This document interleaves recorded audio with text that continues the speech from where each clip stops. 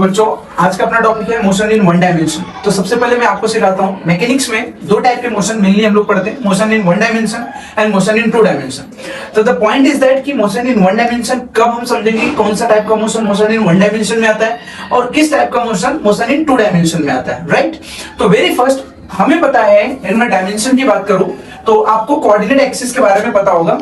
So there are the three coordinate axis में there are the three axis, x axis, Y axis and z axis. ये तीन axis है हमारे पास, x axis, Y axis and z axis. ये तीन axis हैं। तो जब कभी भी कोई भी बॉडी मूव करती है any one of the along any one of the axis, मतलब या तो एक्स एक्सिस के अलोंग मूव कर रही है, या तो वाई एक्सिस के अलोंग मूव कर रही है, या तो जेड एक्सिस के अलोंग मूव कर रही है, तीनों में से किसी एक एक्सिस के अलोंग, तो उसे हम बोलते हैं मोशन इन वन डायमेंशन। जैसे फॉर एग्जांपल अभी मैं ऐसे मूव कर रहा हूं इस तरफ, तो I am moving towards the x axis, ठीक है। मैं आगे की तरफ मूव कर रहा हूं, I am moving towards the Y axis. मैं ऊपर नीचे मूव कर रहा हूं, 1 2 3 ऐसे। तो जब मैं ऊपर नीचे मूव कर रहा हूं तो I am moving along the z axis for example. So in that case if you see, जब आप एक्स एक्सिस के अलोंग मूव कर रहे थे तो आपके वाई एंड जेड की वैल्यू चेंज नहीं हो रही थी, ओनली एक्स की वैल्यू चेंज हो रही थी। जब आप वाई एक्सिस के अलोंग मूव कर रहे हैं तो आपकी वाई की वैल्यू चेंज हो रही है, आपकी वाई की वैल्यू चेंज हो रही है, एक्स एंड जेड की वैल्यू नहीं चेंज हो रही है। जब आप जेड एक्सिस के अलावा मूव कर रहे हैं तो आपके जेड की वैल्यू चेंज हो रही है, एक्स वाई की वैल्यू नहीं चेंज हो रही है। मतलब एट टाइम कोई एक एक्सिस की वैल्यू चेंज होगी, उसको हम बोलेंगे मोशन इन वन डायमेंशन। तो जब मैं किसी एक एक्सिस के अलावा मूव करता हूं तो हम परफॉर्मिंग दी, अगर मैं अपनी बात करूं तो हम लोग वहां पे परफॉर्म करते हैं स्ट्रेट लाइन मोशन। कैसा मोशन परफॉर्म करते हैं? स्ट्रेट लाइन मोशन परफॉर्म करते हैं। तो motion in 1D, motion in 1D means one dimension में जो एग्जांपल होता है वो एग्जांपल हमारा कौन सा? Straight line motion. Straight line motion इसका एग्जांपल है, ठीक है। स्ट्रेट लाइन मोशन को आप लोग लीनियर मोशन भी बोलते हो। क्या बोलते हो? लीनियर मोशन भी आप बोलते हो बच्चों। एंड इसी का तीसरा नाम है रेक्टिलिनियर मोशन। रेक्टिलिनियर मोशन, क्या नाम है? Rectilinear motion. तो आपका स्ट्रेट लाइन मोशन या इसी को लीनियर मोशन बोलो या फिर रेक्टिलिनियर मोशन बोलो, ये सब आपके वन डायमेंशनल मोशन के एग्जांपल है, ओके। अब थोड़ी सी इंफॉर्मेशन इसी लाइक दिस ओनली 2D की हम लोग डिस्कस कर लेते हैं, राइट। तो 2D जैसा कि मैंने आपको 1D बताया, 2D का कॉन्सेप्ट एकदम क्लियर हो गया होगा। अब यहाँ पे बॉडी जब मूव करेगी तो एट अ टाइम दो एक्सिस चेंज होंगी, दो एक्सिस की वैल्यू चेंज होगी। नॉट समझ में आएगी? नहीं, दो एक्सिस की वैल्यू चेंज होगी। तो मतलब अगर बॉडी मूव कर रहा है, आइदर एक्स वाई की वैल्यू चेंज होगी, या फिर वाई जेड की वैल्यू चेंज होगी, या फिर एक्स जेड की वैल्यू चेंज होगी, तो उसको हम लोग बोलेंगे टू डायमेंशनल मोशन। कैसे? चेक करके देखते हैं। ये हमारा वाई एक्सिस है, एक्स एक्सिस है, जेड एक्सिस है, ये हम सब लोग को पता है। ये एक्स हो गया, ये वाई हो गया और ये जेड हो गया। एक बॉडी है जो कि ऐसे मूव कर रही है, ऐसे कुछ इस तरीके से ये बात फॉलो कर रही है। तो अगर मैं यहां पे देखूं तो जब ये पॉइंट पे पहुंची बॉडी, तो एक्स की वैल्यू क्या थी सर? ये थी, और वाई की वैल्यू उसके रिस्पेक्ट में ये हुई। अब ये बॉडी थोड़ा आगे गई भाई यहां पे, तो उसके लिए एक्स की वैल्यू ये हो गई भाई, और वाई की वैल्यू ये होगी। जरा यह पॉइंट को देखो, मतलब यहां पे X and Y both the value is going to change, दोनों वैल्यू साथ साथ में चेंज हो रही है। तो एट अ टाइम दो एक्सिस यूज में आ रही है, दो डायमेंशन काम कर रहे हैं। So this type of motion is called as the motion in two dimension. This type of motion is called as the motion in two dimension, okay ना। अब जरा आगे देखो, मोशन इन टू डायमेंशन में ऐसे एग्जांपल कौन कौन से? तो हमारे मोशन इन टू डायमेंशन के एग्जांपल में पहला होते हैं सीएम, चीफ मिनिस्टर नहीं है। दूसरा पीएम, जबरदस्त, CM and PM. CM for circular motion, circular motion. और पीएम, पीएम कौन है? Projectile motion, projectile motion. मतलब अगर कोई बॉडी ऐसे प्रोजेक्ट किया गया तो ये जो पाथ है ये प्रोजेक्टाइल मोशन कहलाएगा। और अगर किसी एक्स वाई एक्सिस में कोई बॉडी सर्कमफरेंस ऑफ सर्कल के अलोंग मूव कर रहे हैं, so as you know that is called as the circular motion. तो ये कॉन्सेप्ट हो गया आपका एक्स एक्सिस वाई एक्सिस में एट अ टाइम दो एक्सिस काम कर रही है, इसलिए टू डायमेंशनल मोशन का। Is that clear? तो ये इंट्रोडक्शन हमने डिस्कस कर लिया one dimensional motion and two dimensional motion का। इसको आपने नोट डाउन कर लो। After discussion with the motion in 1D and 2D, now we are moving towards the next part of one dimensional motion को हम लोग डिटेल में discuss करते हैं।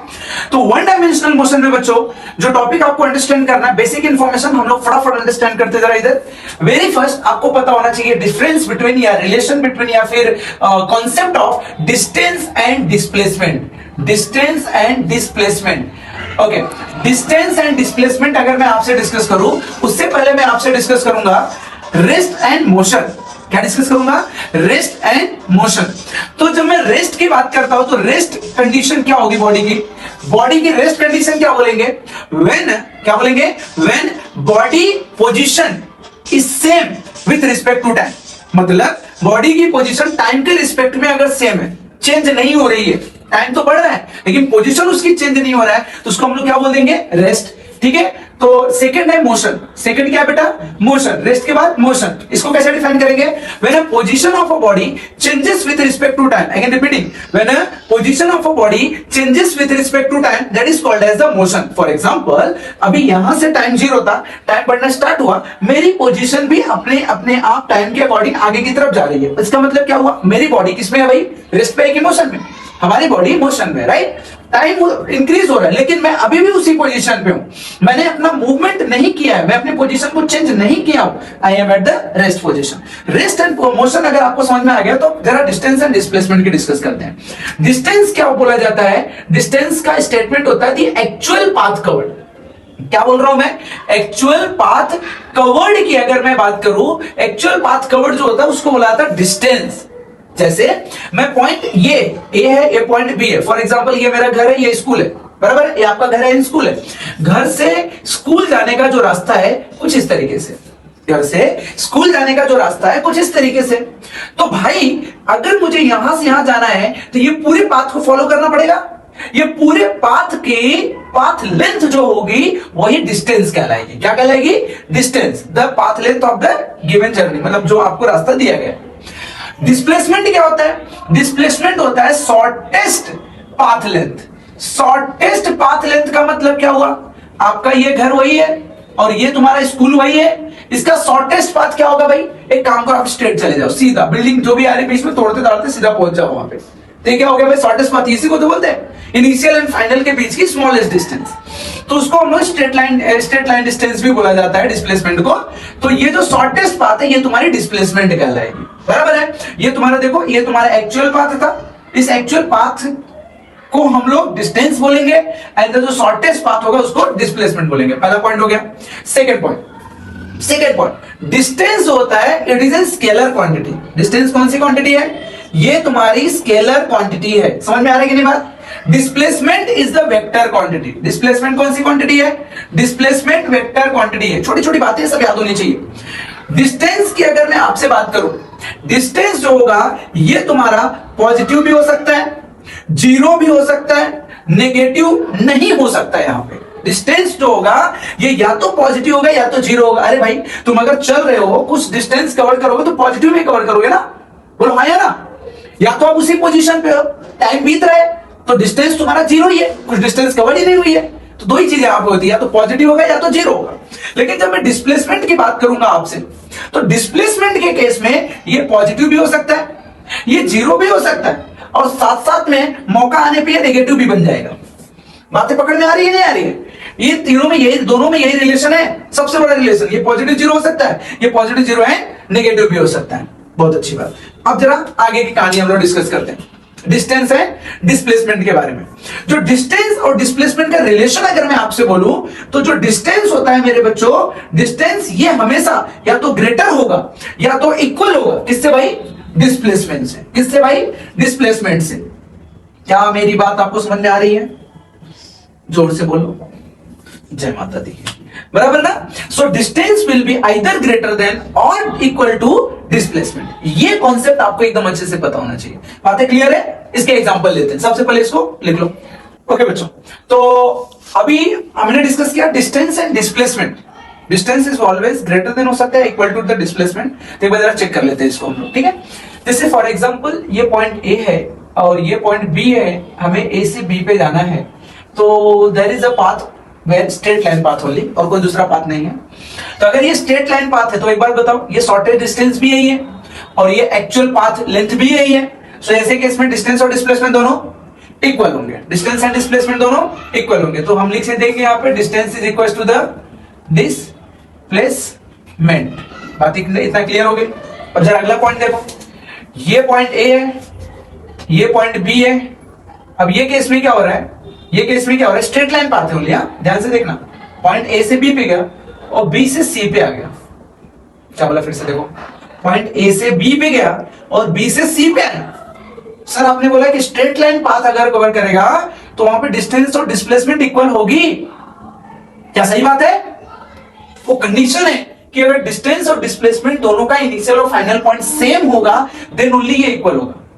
लेकिन अब देखो जरा डिस्टेंस कैसे होगा, यहां पे डिस्टेंस निकालो। डिस्टेंस तुम्हारा ए टू बी पहले है, फिर बी टू सी है। लेकिन जब मैं डिस्प्लेसमेंट की बात करूंगा मेरे बच्चों, तो ए इनिशियल पोजीशन ये है, फाइनल पोजीशन ये है, इनिशियल और फाइनल के बीच की शॉर्टेस्ट डिस्टेंस है ए सी। क्या है भाई, ए सी। आगे बी तक गए नहीं, डिस्प्लेसमेंट में ए और सी की डिस्टेंस लेना है। तो ये केस में क्या होगा बोलो, ये केस में तुम्हारा अगेन डिस्टेंस होगा will be greater than the displacement. तो यहां पे पॉइंट मैंने यहां पे एक्सप्लेन किया तुमको, जो कि समझना बहुत जरूरी है। लोग बोलते हैं कि स्ट्रेट लाइन डिस्टेंस अगर रही है, स्ट्रेट लाइन पाथ रहेगा तो वहां पे डिस्टेंस एंड डिस्प्लेसमेंट दोनों इक्वल रहेगा। बट कंडीशन इज दैट कि स्ट्रेट लाइन कंडीशन ये ऐसी होगी कि इनिशियल और फाइनल पोजीशन डिस्टेंस और डिस्प्लेसमेंट की सेम होनी चाहिए, इस तरीके से।